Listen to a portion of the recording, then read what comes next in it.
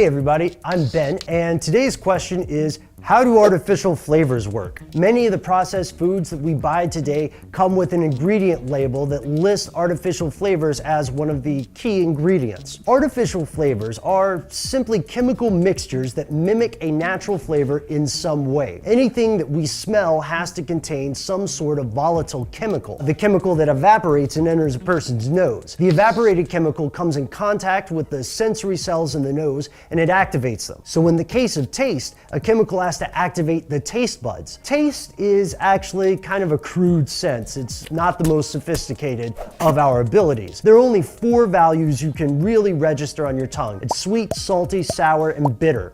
The nose, however, can sense thousands of different odors. Therefore, most artificial flavors have both a taste and a smell component. Any natural flavor is usually really complex. It's got dozens or even hundreds of chemicals interacting to create a unique taste/smell.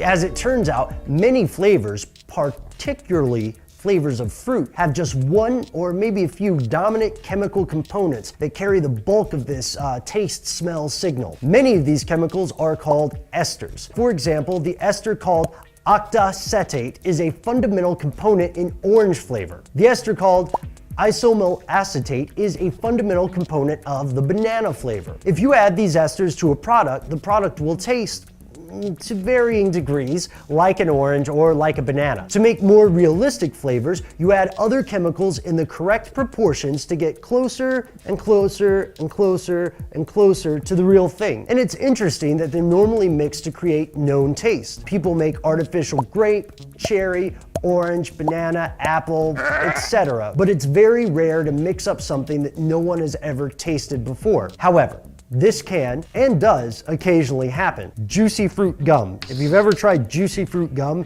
and you've wondered, what does that taste? It's made up.